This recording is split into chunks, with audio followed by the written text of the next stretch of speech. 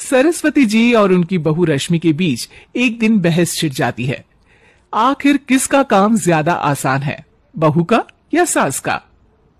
माँ जी, सास को काम ही क्या है, आपके सारे काम उंगलियों पे तो हो जाते हैं।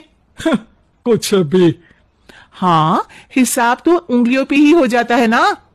अरे बेटा, ऐसा सिर्फ अभी लगता है, जो मुझे करना पड़ता है ना वो तुझे करना पड़े तो समझ आएगा कि असली काम का पहाड़ कैसा होता है।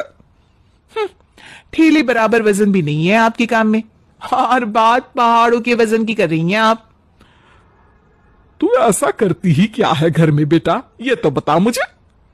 मैं थोड़ी ना कुछ करती हूँ, सब जादू से हो रहा है इस घर में।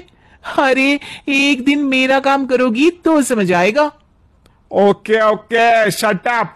कल से मैं घर के काम करूंगी और तू मेरी जगह हर चीज का हिसाब रखना, ठीक है? ठीक है, ये भी कर लेते हैं।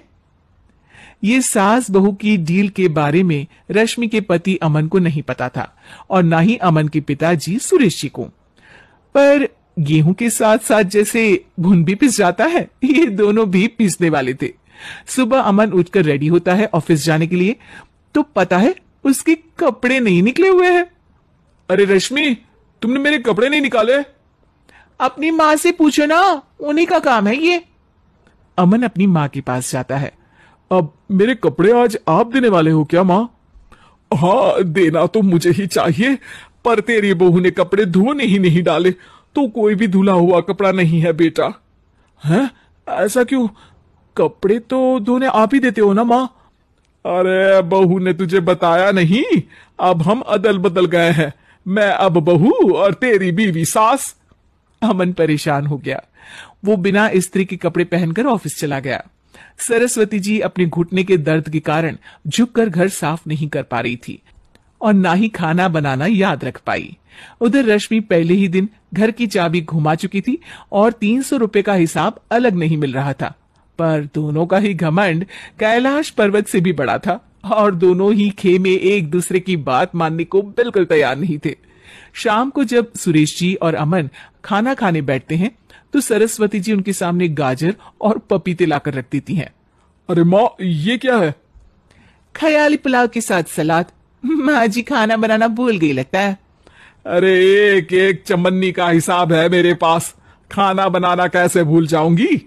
ये तो मैंने पढ़ा था कि फल फ्रूट खाने से सेहत अच्छी रहती है, इसीलिए ये ले, एक फल खा ले। रात को सुरेश जी और अमन अपनी मीटिंग बिठाते हैं अकेले में। बाबूजी, इनकी लड़ाई के कारण ना हमें ठीक से खाना मिल रहा है, उल्टा घर के सारे काम रुक गए हैं। हाँ बेटा, 2 भैंसों की लड़ाई में बेचारे खेत के पौधों का भी नुकसान हो रहा है। पर पापा, क्या बताऊं आपको, मैंने माँ को इस महीने की 2 तारीख को बिजली के बिल के पैसे दिए थे। आज बिल भरने के लिए मांगने गया तो पता चला कि रश्मि उन पैसों से गैस सिलेंडर ले आई। अच्छा, तो सिलेंडर के पैसों का क्या हुआ? सिलेंडर के तो कोई पैसे नहीं थे बाबूजी, हमारे घर पर गैस की पाइपलाइन लगी है ना। बेटा, इन दोनों का कुछ करना पड़ेगा, नहीं तो अपने घमंड के चक्कर में पूरा घर बर्बाद कर डालेंगे ये दोनों। अमन और सुरेश जी काफी सोच विचार के बाद एक निष्कर्ष पर पहुंचते हैं। रात ही को दोनों अपनी पत्नियों की अलमारी से नई साड़ी निकालते हैं और सुबह जब रश्मि और सरस्वती जी उठते हैं तो देखते हैं कि दोनों पति साड़ी पहनकर चढ़ाव पर सब्जियां काट रहे हैं। अरे ये सब क्या हो रहा है? क्या हो रहा है मतलब? आप दोनों अदल बदल हो सकते हो तो हम क्यों नहीं? अरे क्या मतलब? नहीं नहीं, मेरी भी बचपन से किसी की बहू बनने की इच्छा थी, तो आज से सरस्वती तुम बड़ी बहू, मैं मिडल बहू और अमन छोटी बहू। अरे लेकिन सब घर पर बैठ जाएंगे तो कमाएगा कौन? ये घर कैसे चलेगा? अब वो तो भैया या बाकी लोग जाने, अब हमने भी अदल बदल कर ही लिया है तो कुछ नहीं हो सकता। रश्मि और सरस्वती जी को समझ में आ जाता है कि उन दोनों की आपस की डील की वजह से इन दोनों को बहुत तकलीफ हो रही है और उनके ईगो ने दूसरों को कितनी यातनाएं दी है। अब असल में माँ जी आप सही थी, सास बनना बहुत मुश्किल है। अरे हाँ बेटा, और तू भी, मुझसे तो नहीं हो पाया सब घर के काम, वापस बदल ले क्या? हाँ हाँ बिल्कुल माँ जी, और अब आप दोनों भी बदल लीजिए, कोई आ गया तो आप दोनों को देखकर क्या सोचेगा?